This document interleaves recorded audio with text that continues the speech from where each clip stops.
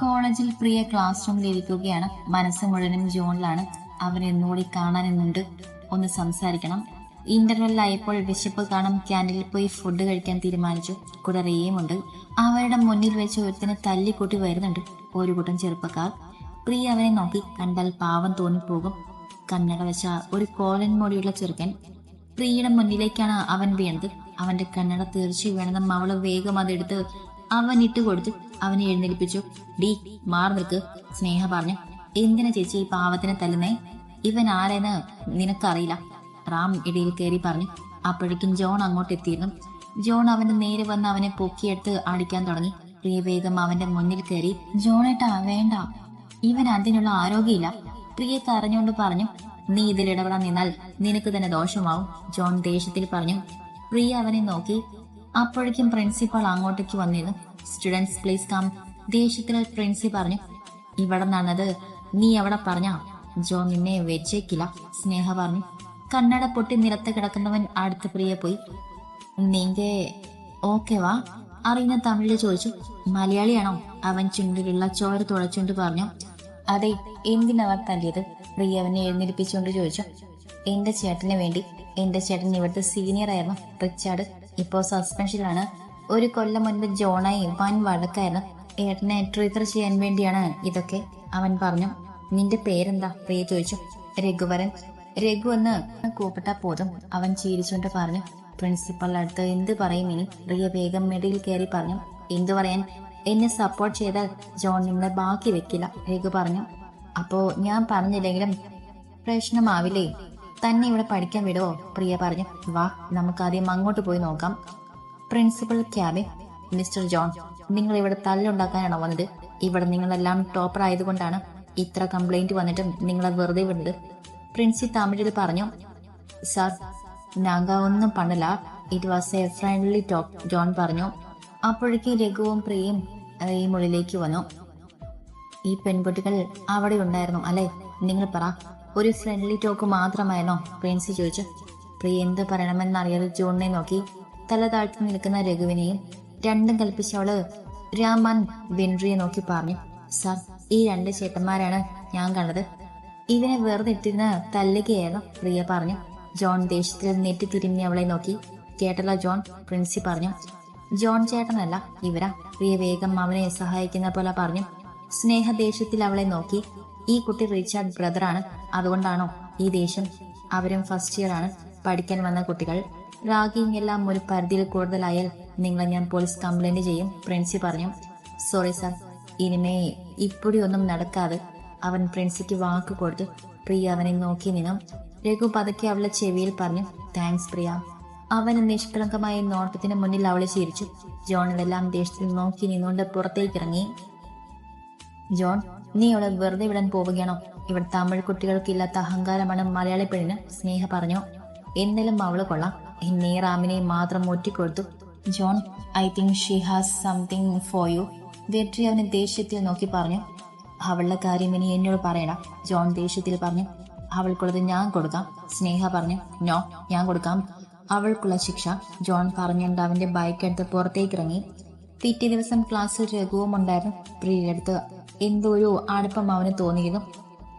പ്രിയ, റിയ, രഘുവും ഇവർ 3 പേരും വേഗം കൂട്ടായി. എന്നാലേ ഉനക്ക് പ്രശ്നമായി അല്ലേ? രഘു തമിഴ് കലർന്ന മലയാളത്തിൽ പറഞ്ഞു. രഘു, നീ പറയുന്ന കേൾക്കുമ്പോ എനിക്ക് ജോണേട്ടന് ഓർമ്മ വരും, ചിരിച്ചുകൊണ്ട് പ്രിയ പറഞ്ഞു. ഇവളുടെ ആദ്യ പ്രണയമായിരുന്നു ജോൺ, റിയ കളിയാക്കി പറഞ്ഞു. രഘു ഒന്നും മനസ്സിലാവാതെ നോക്കി നിന്നും. ബാക്കി കൂടി മുഴുവനും റിയ പറഞ്ഞു കൊടുത്തു. എന്തോ അവന്റെ ഉള്ളിൽ ഒരു നിരാശ തോന്നി. ആദ്യമായി തന്നെ സഹായിച്ച മാലാക പോലുള്ള ഒരു ഉരുണ്ട സുന്ദരി കൊച്ചു. എന്തോ ഒരു ഇഷ്ടം അവളോട് തോന്നിയിരുന്നു. വേഗം അത് മറച്ചുകൊണ്ട് അവൻ അവളെ നോക്കി പറഞ്ഞു. ജോൺ അണ്ണൻ കോളേജ് ഹീറോ, ഉണ്ണെ മാതിരി ഗുണ്ട് പെണ്ണി അവന് സെറ്റ് ആവാതെ, അവൻ അവളെ ചുരുണ്ട മുടിയിൽ പിടിച്ചുകൊണ്ട് പറഞ്ഞു. പോട നെൽപ്പൊടി, ചെക്കന് നാവുണ്ട്, ഇന്നലെ ഞാൻ കണ്ടില്ല ഈ നാവെന്നും പ്രിയ ദേഷ്യത്തിൽ പറഞ്ഞു. അത് കെട്ടി രഘു പൊട്ടിച്ചിരിച്ചു. ഗുണ്ട ഇരുന്നാലും നീ അഴുക്ക് താ, അഡ്ജസ്റ്റ് പണ്ടല, രഘു കളിയാക്കി. ഇവർ ചിരിച്ച് കളിച്ച് ക്യാൻഡിൽ വരുമ്പോൾ അവരെ കാത്ത് ഒരു കസറിൽ കാൽ നീട്ടിക്കൊണ്ട് ജോൺ ഇരിക്കുന്നുണ്ടായിരുന്നു. അവരെ നോക്കി അവൻ തന്റെ 2 കൈയും കൊട്ടിക്കൊണ്ട് ഒരു സിഗരറ്റ് വലിച്ചുകൊണ്ട് പ്രിയയുടെ മുഖത്തേക്ക് നോക്കി. പ്രിയ ഞെട്ടലോടെ അവന്റെ അടുത്തേക്ക് നടന്നു. സ്നേഹ അവളെ നോക്കി പുച്ഛിച്ചുകൊണ്ടിരുന്നു. റഹ്മാൻ വെൻട്രി പ്രത്യേകിച്ച് ഭാവങ്ങളില്ലാതെയാണ് നിൽക്കുന്നത്. എന്നാ നീ പോന മാതിരി നടന്നു വരാ വാടി, അവൻ അലറി. പ്രിയ വേഗം അവന്റെ മുന്നിൽ കയറി നിന്നു. കേരള ഇരുന്ന് വന്ന് BBA കംപ്ലീറ്റ് ചെയ്യാൻ തന്നെയല്ലേ, അതോ ഞങ്ങളെ പഠിപ്പിക്കാനോ? ജോൺ ചോദിച്ചു. ജോണേട്ടാ, പ്രിയ വിഷമത്തോടെ വിളിച്ചു. വേണ്ട, എന്നെ ഇനി അങ്ങനെ വിളിക്കാൻ നിനക്ക് അവകാശമില്ല കേട്ടോ സ്നേഹ. ഞാൻ കേരളത്തിലിരുന്നപ്പോ ഈ കുട്ടി എന്റെ അയൽവാസിയായിരുന്നു. അതിന്റെ പരിചയം പുതുക്കാൻ നോക്കിയാണ് ഇവിടെ, ജോൺ കളിയാക്കി പറഞ്ഞു. സ്നേഹ അത് കേട്ട് അവളെ ദേഷ്യത്തിൽ നോക്കി. പ്രിൻസിയുടെ മുന്നിൽ രഘുവിനെ സപ്പോർട്ട് ചെയ്തത് എന്റെ കൂട്ടുകാർ അവനെ തല്ലിയെങ്കിൽ അതിനു മാത്രം ചേച്ചിയാണ് ഇവന്റെ ഏട്ടൻ റിച്ചാർഡ്. ഇപ്പൊ സസ്പെഷ്യലാണ്, പക്ഷെ അവൻ വരും. അവന്റെ മുടങ്ങിപ്പോയ നെക്സ്റ്റ് സെമസ്റ്റർ എഴുതി തീർക്കാൻ ജോൺ പറഞ്ഞു. രഘു പാവമാണ്, പ്രിയ പറഞ്ഞു. ജോൺ വേഗം കസരയിൽ നിന്നും എഴുന്നേറ്റ് അവളുടെ തോളിൽ പിടിച്ച് അവനിലേക്ക് വലിച്ചു. രഘു പാവമാണല്ലേ, നിനക്ക് എല്ലാത്തിനും ഒരു കാണുണ്ടല്ലോ. നിന്റെ രഘുവിന് ഒരു ശിക്ഷയും കൊടുക്കില്ല, പകരം നീ വാങ്ങിക്കും. ഈ ഒരു സെമസ്റ്റർ മുഴുവനും എന്റെ അടിമയെ ഈ കോളേജിൽ കാണും. പ്രിയ ഞെട്ടലോടെ അവനെ നോക്കി. ലിസൺ എവരിബഡി, ഇനി മുതൽ പ്രിയ എന്റെ അടിമയായിരിക്കും. അവളെ സഹായിക്കാനും കൂടുതൽ അടുപ്പം കാണിക്കാനും ആരെങ്കിലും നിന്നാൽ നെക്സ്റ്റ് ടാർഗറ്റ് നിങ്ങളായിരിക്കും. എല്ലാ മലയാളി സ്റ്റുഡൻസിനും മനസ്സിലായി എന്ന് പ്രതീക്ഷിക്കുന്നു, അവൻ പറഞ്ഞു. തമിഴ്നാട് പസങ്ക എൻ പക്കം താ നിൽക്കും, അത് തെരിയും. ഇലന you will know more about girls gang. John എല്ലാവരെയും നോക്കി പറഞ്ഞിട്ട് പോകാനായി നിന്നും. പ്രിയ അവളെ നോക്കിക്കൊണ്ട് അവൻ പറഞ്ഞു. നാളെ ഈവനിങ് 4:30 ബാസ്കറ്റ്ബോൾ കോർട്ടിൽ നീ ഉണ്ടാവണം. നീ മട്ടും ഇന്ത വാരികളെ കൂട്ടവേനാ. ജോൺ റേയുടെയും രഘുവിന്റെയും മുഖത്ത് നോക്കി പറഞ്ഞു. പ്രിയ പേടിച്ചുകൊണ്ട് തലയാട്ടി. അപ്പോ വരട്ടുമാ, അവൻ അവളെ കളിയാക്കി തലയാട്ടി ചോദിച്ചു. പ്രിയ വേഗം അതിന് തലയാട്ടി. രഘു അവളെ പാവത്തോടെ നോക്കി. താൻ കാണാണല്ലോ എന്നോർത്ത് അവന് ശരിക്കും വിഷമം തോന്നി. വൈകുന്നേരം കറക്റ്റ് 4:30 ബാസ്കറ്റ്ബോൾ കോർട്ടിലുണ്ടായിരുന്ന പ്രിയ. ജോൺ ടീഷർട്ട് ബോക്സർ ധരിച്ചു വന്നു. പേടിച്ചു വിറച്ചു നിൽക്കുന്ന അവളെ നോക്കി. അറിയോ ബാസ്കറ്റ് ബോൾ എന്തെങ്കിലും, അവൻ ചോദിച്ചു. കുറച്ച്, അവൾ തലയാട്ടി പറഞ്ഞു. എങ്കിൽ എന്റെ കയ്യിൽ നിന്നും ഈ ബോൾ വാങ്ങി ഒരു പ്രാവശ്യമെങ്കിൽ നീ നെറ്റിൻ്റെ ഉള്ളിലിടും. നിന്നെ ഞാൻ അടിമപ്പടയിൽ നിന്ന് മോചിപ്പിക്കും, ജോൺ പറഞ്ഞു. പക്ഷെ ഇത് ഭയങ്കര ഹൈറ്റ് അല്ലേ ജോണേട്ടാ, ഇതിന്റെ ഉയരം ഒന്ന് കുറച്ച് തരുമോ, പ്രിയ ചോദിച്ചു. ഓ, നീ ചാടിയിട്ടു, ജോൺ ദേഷ്യത്തിൽ പറഞ്ഞുകൊണ്ട് ബോൾ കൊണ്ട് വളരെ വേഗത്തിൽ ബൗൺസ് ചെയ്യാൻ തുടങ്ങി. പ്രിയവന്റെ കയ്യിൽ നിന്നും അത് കിട്ടാൻ കുറച്ച് പാടുവിട്ടു. അവസാനം എങ്ങനെയൊക്കെയോ അത് കിട്ടിയതും അവളും ബൗൺസ് ചെയ്യാൻ തുടങ്ങി. അവളുടെ കയ്യിൽ നിന്നും വാങ്ങാൻ എളുപ്പമാകുമെന്നായിരുന്നു അവൻ കയറിയത്. പക്ഷെ അത്യാവശ്യം അവൾക്ക് കളിക്കാൻ അറിയാമായിരുന്നു. നെറ്റിൻ്റെ ഉള്ളിലേക്ക് അവൾ ബോൾ ഇടും എന്ന് തോന്നിയതും അവൻ അവളെ തട്ടിയിട്ടു. വീഴാൻ പോയപ്പോൾ അവൾ അവനെയും കൂടി വലിച്ചിട്ടു. അവളുടെ മുകളിലായി കിടക്കുന്ന അവനെ കണ്ണും വീശി നോക്കി. അവനും അവളെ നോക്കി നിന്ന് പോയി. അവളുടെ റോസ് നിറത്തിലുള്ള ചുണ്ടും ഉയർന്ന് താഴാൻ പറ്റാതെ തന്റെ അടിയിൽ അമർന്നു കിടക്കുന്ന വാരിടവും എല്ലാം അവനെ വേറൊരു ലോകത്തേക്ക് കൊണ്ടുപോയി. ജോണേട്ടാ, എഴുന്നേൽക്ക്, എനിക്ക് വേദനിക്കണം, പ്രിയ പറഞ്ഞു. ഓ അപ്പടിയാ, എന്നാ നീ കൊഞ്ചം വലികൂടി താങ്ങിക്കോ, അവൻ പറഞ്ഞുകൊണ്ട് ഒന്നുകൂടി അവളിൽ അമർന്നു. അവളെ ശ്വാസം അവന്റെ മേശത്തുമ്പിലും ചുണ്ടിലുമായി പതിഞ്ഞു വന്നു. ഇപ്പോഴും കുടിക്കുമ്പോൾ ഞാൻ പഴയ കാര്യം ഓർത്തു പോകുന്നു പ്രിയ, അവൻ ഗൗരവത്തിൽ പറഞ്ഞു. ജോണേട്ടൻ എന്നെ ഇഷ്ടമല്ലേ ശരിക്കും, അതുകൊണ്ടല്ലേ എനിക്ക് മുമ്പ് തന്നത്, പ്രിയ ചിരിച്ചുകൊണ്ട് പറഞ്ഞു. എപ്പോൾ പറ, ഏത് നിനപ്പതാ കിസ് കിസ്, ജോൺ പറഞ്ഞു. എനിക്കൊന്നുകൂടി കിസ് താ ജോണേട്ടാ, പ്രിയ ചിരിച്ചുകൊണ്ട് പറഞ്ഞു. അവളുടെ ചിരിയിൽ താൻ തോറ്റുപോകുമെന്ന് തോന്നി ജോണിന്. മതി, എഴുന്നേൽക്ക്, ജോൺ അവളെ എഴുന്നേൽപ്പിച്ചു. എന്തൊരു വെയിറ്റ് അടി, എന്താന്ന് തിന്നുന്നേ, കുട്ടിയാന, അവൻ പറഞ്ഞു. ജോണേട്ടന് എന്നെ തടിച്ചിരിക്കുന്നതാണല്ലോ ഇഷ്ടം, പ്രിയ പറഞ്ഞു. ഓ, നീ എൻ്റെ ഇഷ്ടം നോക്കിയാണല്ലോ ജീവിക്കുന്നത്. എന്തായാലും ഈ സെമസ്റ്റർ മോൾ പട്ടിപ്പണിയെടുക്കും, ജോൺ പറഞ്ഞു. ശരിക്കും ഞാൻ ജയിക്കേണ്ടതല്ലേ, ഏട്ടൻ കള്ളക്കളി കളിച്ചു, പ്രിയ ചുണ്ടി കുറിപ്പിച്ചു പറഞ്ഞു. നീ ജയിക്കില്ല, ജയിക്കാൻ ഞാൻ സമ്മതിക്കില്ല, ജോൺ പറഞ്ഞു.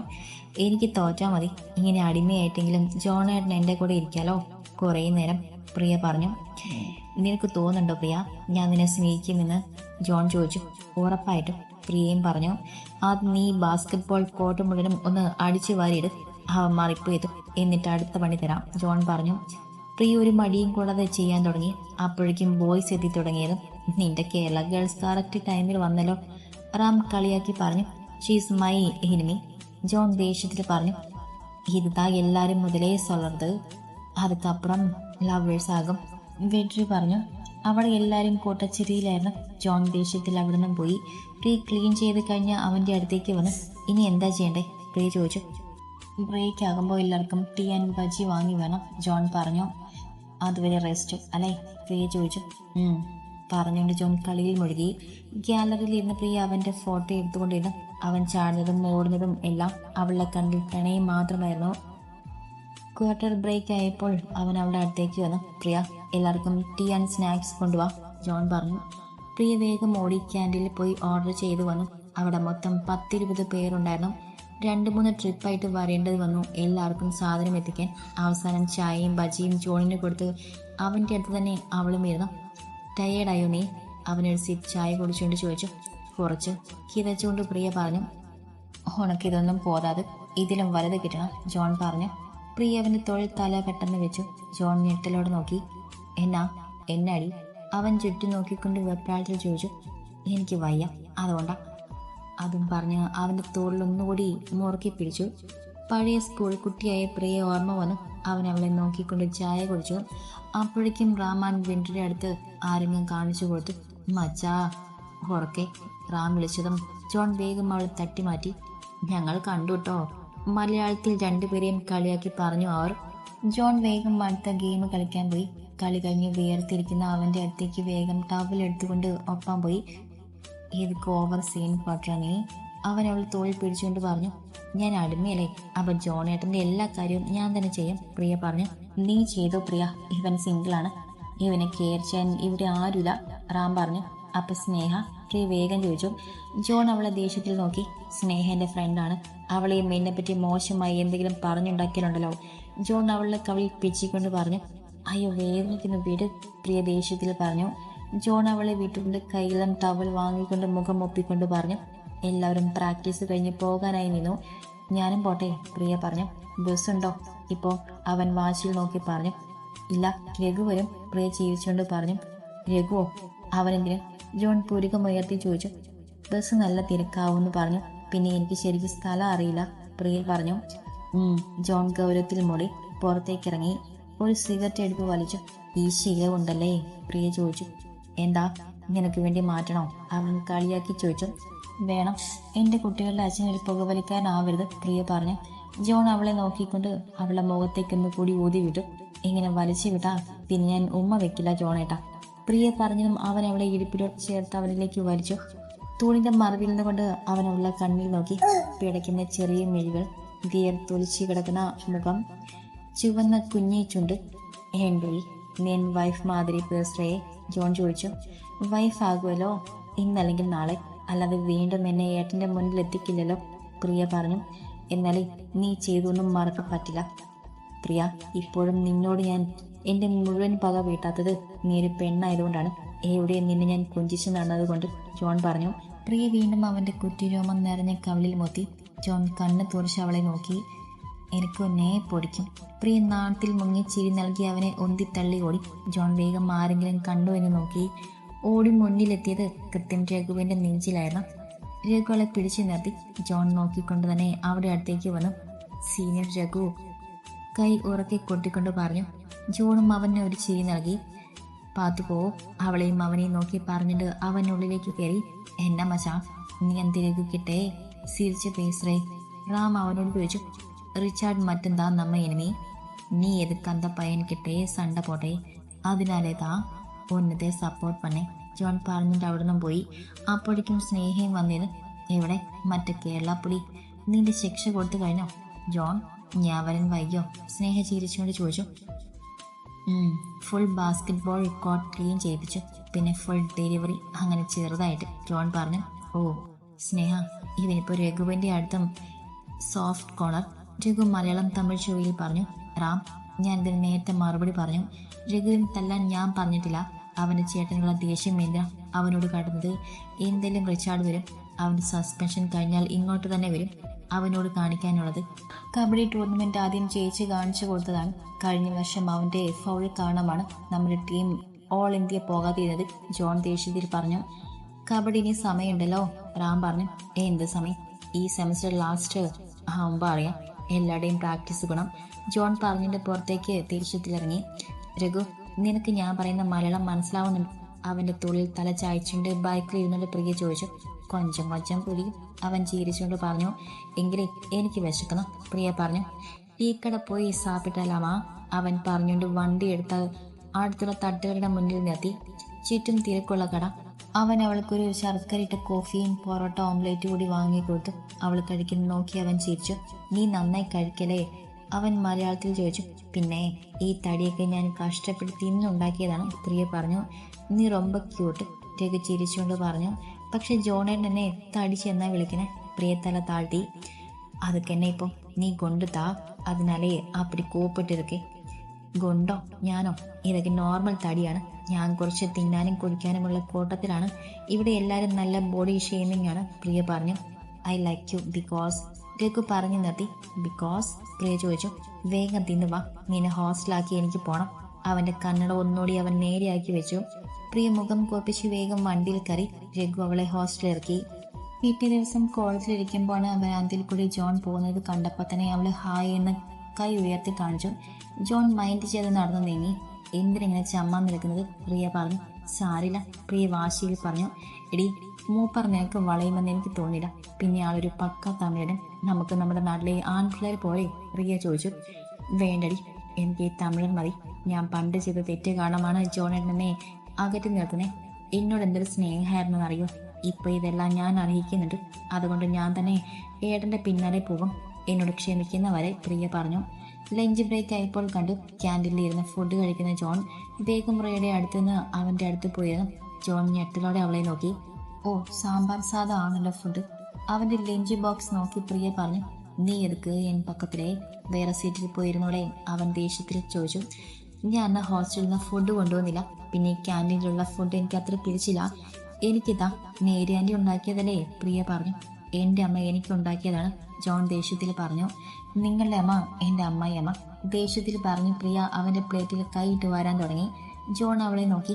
പിന്നൊന്നും പറഞ്ഞില്ല. ഒരു പ്ലേറ്റിൽ നിന്നും കഴിക്കുമ്പോൾ അവൾക്ക് ഒരുപാട് സന്തോഷം തോന്നുന്നുണ്ട്. അവളുടെ കണ്ണു നിറഞ്ഞു. കഴിച്ചു കഴിഞ്ഞുകൊണ്ട് അവൻ പാത്രം കഴുകാനായി വാഷിംഗ് ഏരിയയിൽ പോയി. അവളും പിന്നാലെ പോയി. ഞാൻ കഴുകാം, അവൻ്റെ കയ്യിൽ നിന്നും ലഞ്ച് ബോക്സ് വാങ്ങി കഴുകി. അവൻ അവളെ നോക്കിക്കൊണ്ട് കൈയും വായും കഴുകി. പ്രിയ അവൻ്റെ അടുത്തേക്ക് നീങ്ങി നിന്നുകൊണ്ട് തുപ്പട്ടുകൊണ്ട് അവൻ്റെ വായും മുഖവും തുടച്ചു.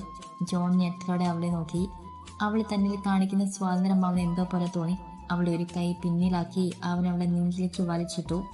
എന്നടി, എന്നെ നെഞ്ചിട്ടിരിക്കണേ ഇപ്പോഴെല്ലാം എതുക്ക് ബിഹേവ് പண்ற, ജോൺ ദേഷ്യത്തിൽ അവളെ അടുത്ത മുഖം കുനിച്ചുകൊണ്ട് പറഞ്ഞു. പ്രിയ അവൻ്റെ കണ്ണിൽ നോക്കി അവൻ്റെ ചുണ്ടിലൊന്ന് മുത്തി. ജോൺ അവളുടെ കയ്യിൽ നിന്ന് പിടിവിടും. അവനെ ഞെട്ടിപ്പോയി. ഇഷ്ടമാണ് ഒരുപാട്. ഇപ്പോഴും എന്തെങ്കിലും എന്നെ സ്വീകരിക്കും, എനിക്ക് ഉറപ്പാ. ഈ ചുണ്ടിൽ ഞാനല്ലാതെ വേറെ ആരും ഉമ്മ വെച്ചിട്ടില്ല, അറിയും. എനിക്ക് തന്നോടെ എന്നും ഇതുപോലെ ഉമ്മ വെക്കാൻ, അവൻ്റെ ചുണ്ടിൽ പിടിച്ച് ഞെരിച്ചുകൊണ്ട് പ്രിയ പറഞ്ഞു. ജോൺ വേഗത്തിൽ മെടിക്കുന്ന ഹൃദയത്തെ വൈദ്യുതിയിലാക്കി അവളെ തള്ളിയിട്ടുകൊണ്ട് പുറത്തേക്ക് ഇറങ്ങി. പ്രിയ നിലത്ത് വീണുപോയി. ജോണേട്ടാ, എന്നെ പൊക്കിയെടുക്ക്, എനിക്ക് വയ്യ, പ്രിയ പറഞ്ഞു. അവിടെ കിടന്നു ഇഴഞ്ഞു വന്നു. നിന്റെ അസുഖത്തിന് നിനക്ക് ഇത് കിട്ടിയാൽ പോരാ, ജോൺ ദേഷ്യത്തിൽ പറഞ്ഞിട്ട് അവിടെ നിന്നും പോയി. പക്ഷെ ശരിക്കും ആ വീഴ്ച അവളുടെ നടുവിൽ ചെറിയൊരു വേദന നൽകി.